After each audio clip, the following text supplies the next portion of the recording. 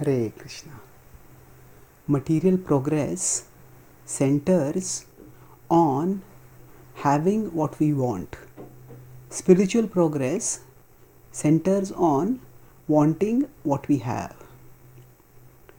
We all want to progress.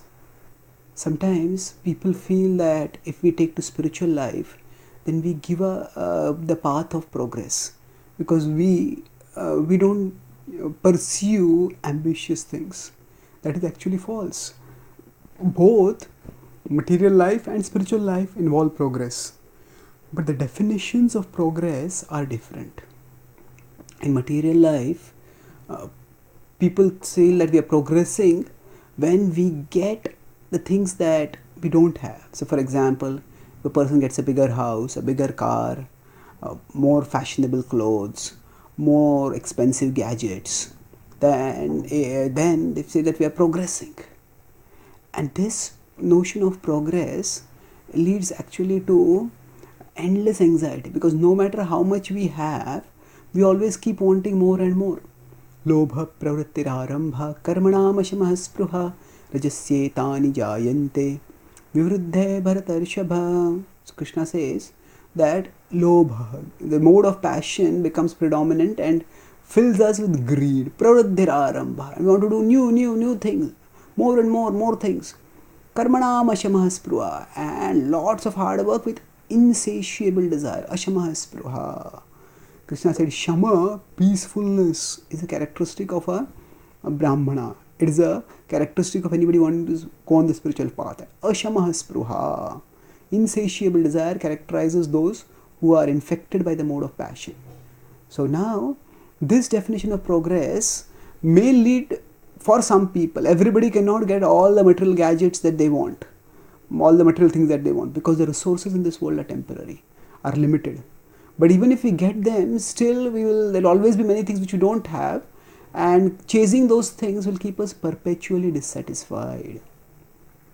In contrast, in spiritual advancement, the focus is not on having what we want, but on wanting what we have.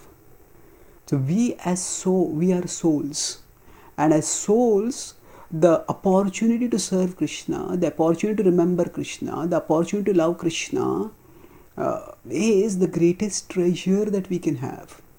And if we come in the association of devotees, then we already have this treasure. We just don't realize its value. But if we keep practicing bhakti, if we keep practicing bhakti-yoga diligently, as time passes, we start realizing more and more that herein, in the remembrance of Krishna, we get the greatest happiness. In other things, there may be some happiness, but it is temporary, it is disappointing. So, when we keep going through life practicing bhakti, then as the ups and downs of life keep shaking us up and down, and within those dualities, when we hold on tightly to Krishna, absorb ourselves in His remembrance, we understand that in His remembrance, in His devotion, in His service comes the greatest security, comes the greatest satisfaction. And thus we move onward steadily towards the realization that what we have, the opportunity to love and serve Krishna, the opportunity to remember Krishna, that is the greatest treasure.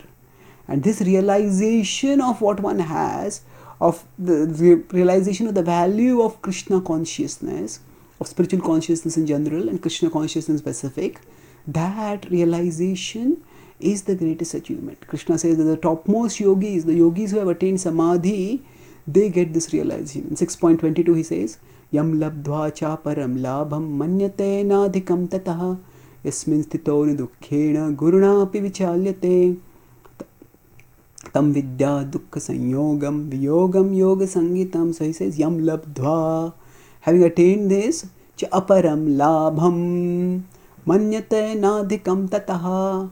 One realizes manyate. Manyate refers not here to subjectivity. These people think like this, other people think like this. Manyate here refers to realization. That na adhikam tataha, that there is nothing more to be attained. When one realizes that, then one marches steadily onwards towards Krishna. One becomes peacefully, joyfully, gratefully situated in bhakti. So when we learn to want what we have, we already have Krishna in our heart, but we don't want him. We want things of this world. When we learn to want what we have, we want Krishna, to realize and relish Krishna's remembrance, then we make spiritual progress. And when that want for Krishna becomes greater than all other wants, then we attain spiritual success. We attain Krishna's eternal abode. Thank you. Hare Krishna.